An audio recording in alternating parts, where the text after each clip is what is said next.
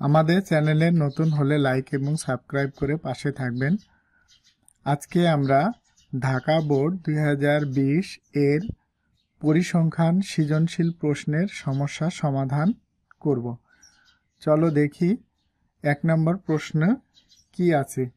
1 নম্বর কতে বলা হয়েছে মধ্যক নির্ণয় করো। তো আমরা জানি যে মধ্যক নির্ণয়ের ক্ষেত্রে উপাত্ত সমূহকে মানের ঊর্ধ্বক্রমে সাজায় নিতে হয়। তো মানের ঊর্ধ্বক্রম বলতে গেলে ছোট থেকে বড় আকারে সাজানো। তো আমরা 1 নং প্রশ্নের ক সমাধান করব। তো এখানে উপাত্ত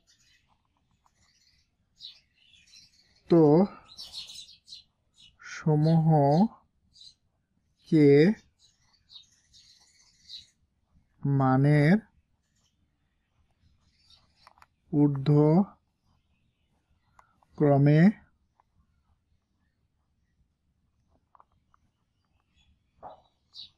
সাজিয়ে পাই।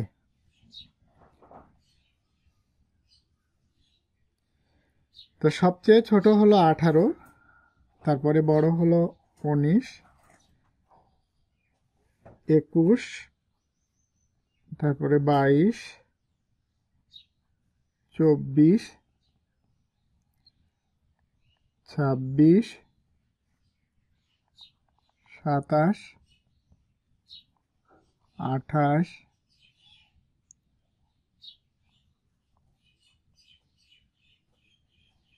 36, তারপরে 38। তো এখানে মোট উপাত্ত সংখ্যা কয়টি আছে আমরা গণি। 1 2 3 4 5 6 7 8 9 10। তাহলে n এর ভ্যালু হবে 10। n সমান 10। আচ্ছা, 10 জোড় না বেজোড়? আমরা জানি যে যেগুলোকে 2 দ্বারা ভাগ করা যায় সেগুলো হলো জোড়। তাহলে আমরা 10 কে 2 দ্বারা ভাগ করতে পারি, সুতরাং 10 একটি জোড় সংখ্যা। তো যা একটি জোড়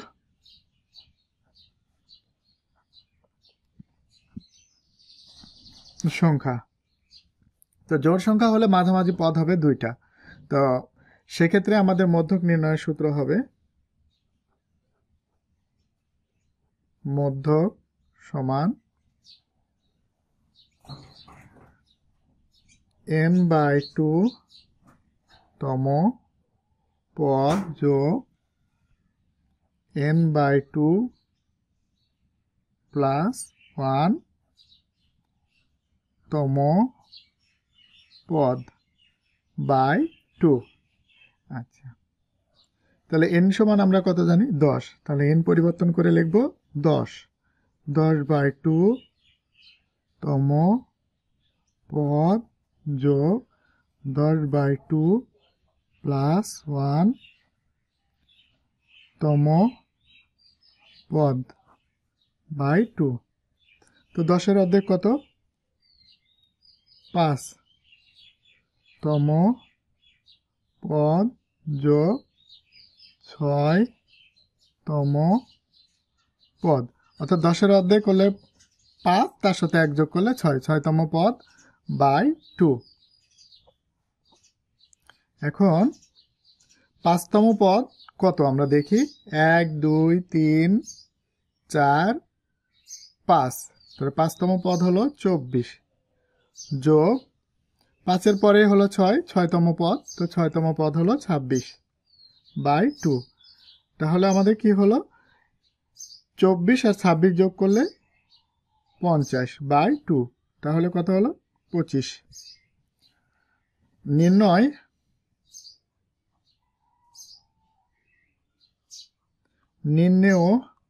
মধ্যক 25। 1-এর খতে বলা হয়েছে সারণী হতে প্রচুরক নির্ণয়।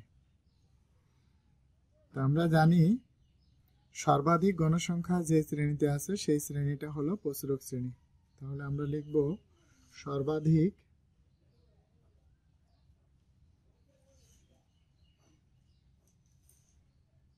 সর্বাধিক গণ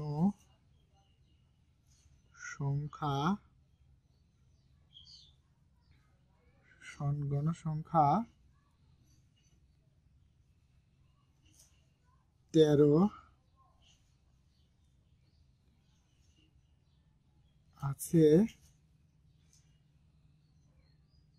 51 থেকে 60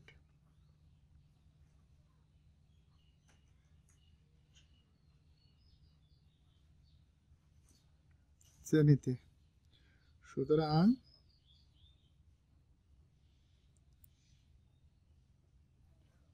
প্রচুরক শ্রেণী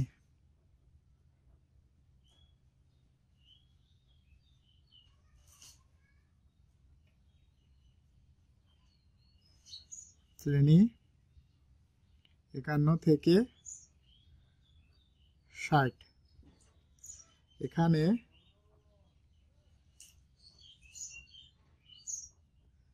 এখানে এল প্রচুরক শ্রেণীর নিম্ন সীমা। তো প্রচুরক শ্রেণীর 60 হলো উচ্চ সীমা, 51 হলো নিম্ন সীমা। 51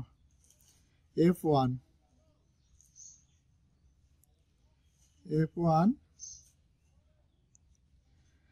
তাহলে প্রচুরক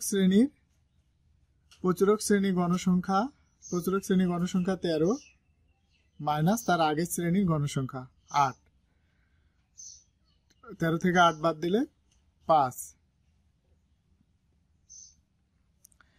F2 প্রচুরক শ্রেণীর গণসংখ্যা বিয়োগ পরের শ্রেণীর গণসংখ্যা 10।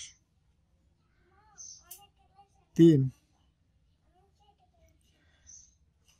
এইচ শ্রেণী ব্যবধান। তো শ্রেণী ব্যবধান আমাদের এখানে 31 আছে, এখানে হয়েছে 41। তাহলে কত করে বাড়লো? 10 করে, অর্থাৎ 31 থেকে 41 এ দুটোর মধ্যে পার্থক্য কত? 10। তাহলে শ্রেণী ব্যবধান হলো 10।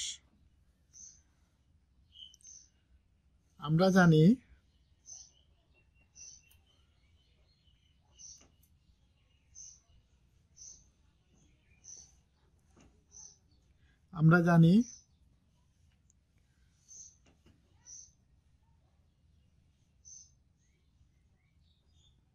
প্রচুরক সমান L প্লাস F1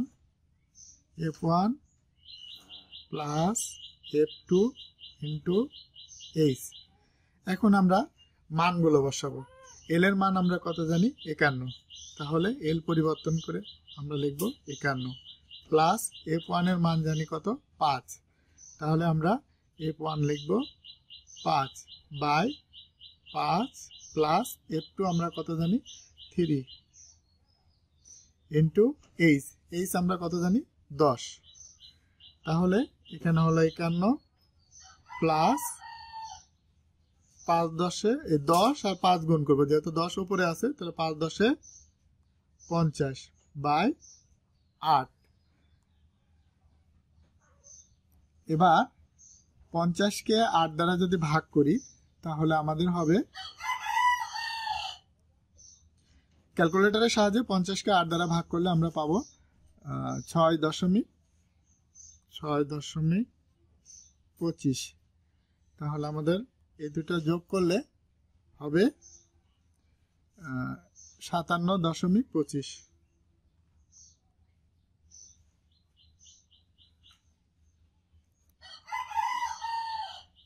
নির্ণয়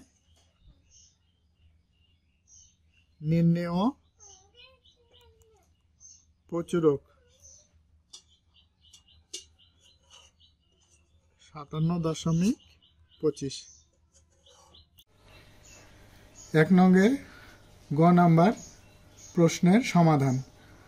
গ নাম্বার প্রশ্নে বলা হয়েছে বহুভুজ অঙ্কন করতে। তো আমাদের বহুভুজ অঙ্কন করার জন্য আমরা আগে থেকেই একটা সারণী তৈরি করে নিয়েছি। তো এখানে লেখা আছে বহুভুজ অঙ্কনের সারণী নিম্নরূপ। তো ওজন আমাদের দেওয়া আছে এখানে, শিক্ষার্থীর সংখ্যা 6 8 13 10 8 5।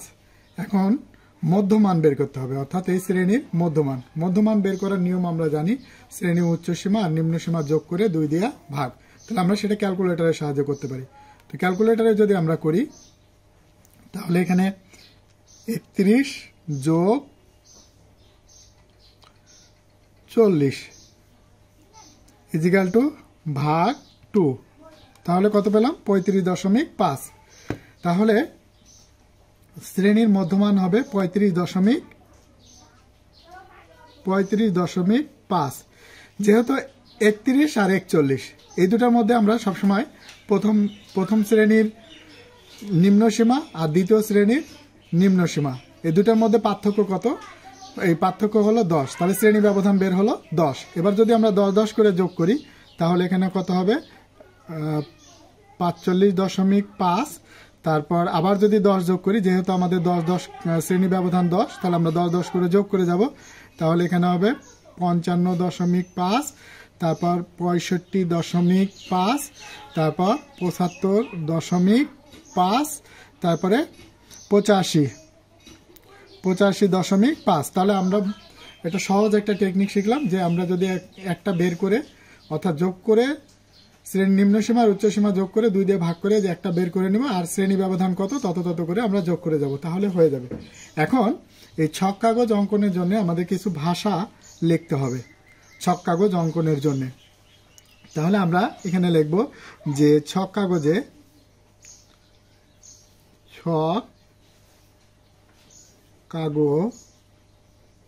যে এক্স অক্ষ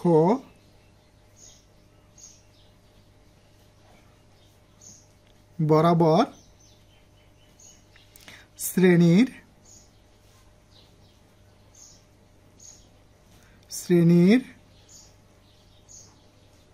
মধ্য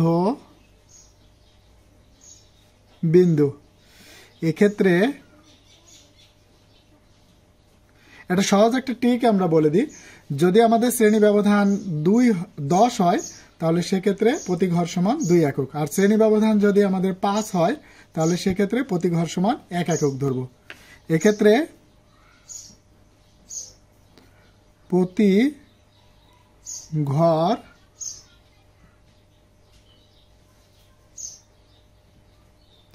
সমান, যেহেতু শ্রেণী ব্যবধান 10 সেজন্য আমরা এখানে লিখব 2 একক, এবং ওয়াই অক্ষ বরাবর শিক্ষার্থীর গণসংখ্যা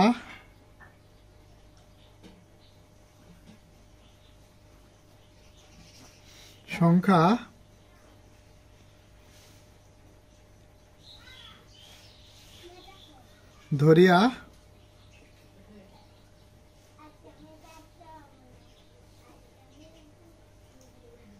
এক্ষেত্রে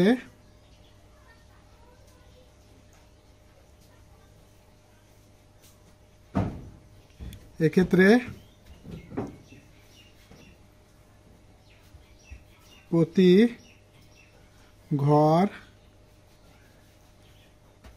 সমান, এখানে আমরা 1 এককই ধরব।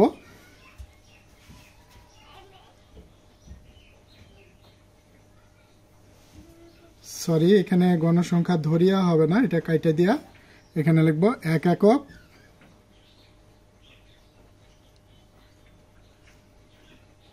ধরিয়া বহুভুজ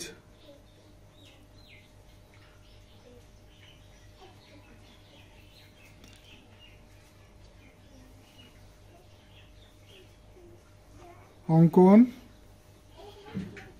করা হয়েছে। মূলবিন্দু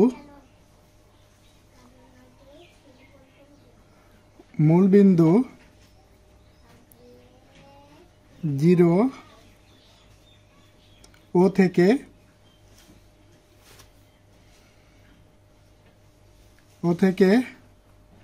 25.5 পর্যন্ত ঘর গুলো বোঝাতে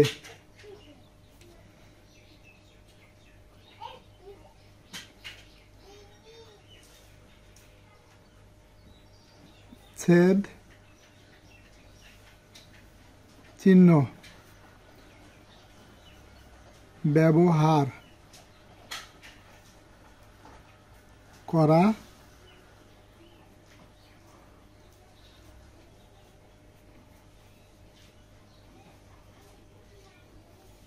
হয়েছে।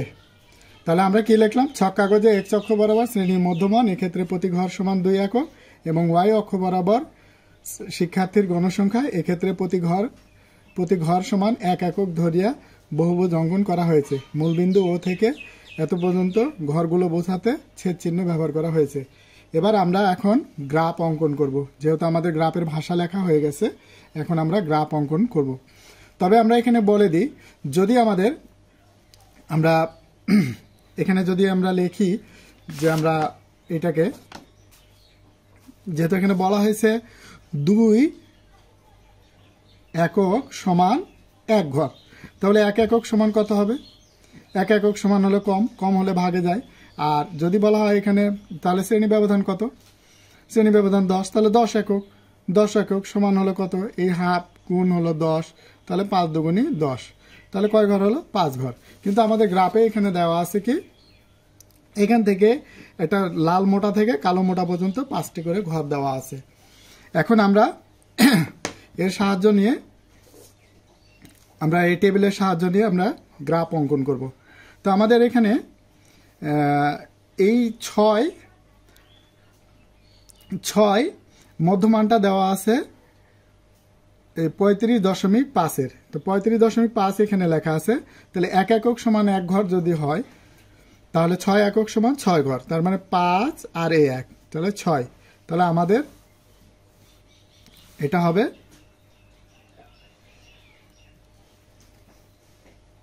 6 একক, তার মানে 6 ঘর। তারপরে আমাদের এখানে আছে কত? শিক্ষার্থীর সংখ্যা 8, তাহলে 8 ঘর।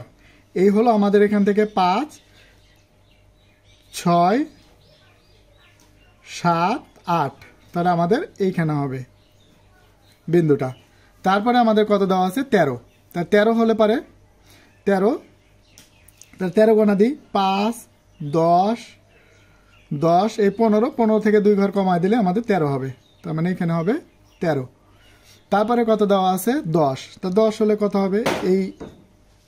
এখান থেকে 5 আর এই 5, 10, এই হলো 10। তারপরে কত দেওয়া আছে? 8। তাহলে 8 হলে আমাদের এই 8 ঘর করবা, 5, 6, 7, 8, এই হলো 8। তারপরে কত আছে? 5। তাহলে 5 হলে 5 ঘর, তাহলে এই হলো 5 ঘর। এখন আমরা এই বিন্দুগুলোকে যোগ করে দেব। আর আমরা এখানে একটা ছেদ চিহ্ন টাইনে দেব। তারপরে এখন আমরা বিন্দুগুলোকে যোগ করে দেব। যেমন এখান থেকে এটা, তারপরে এখান থেকে এই বিন্দু, তারপরে এখান থেকে এই বিন্দু, তারপরে এখান থেকে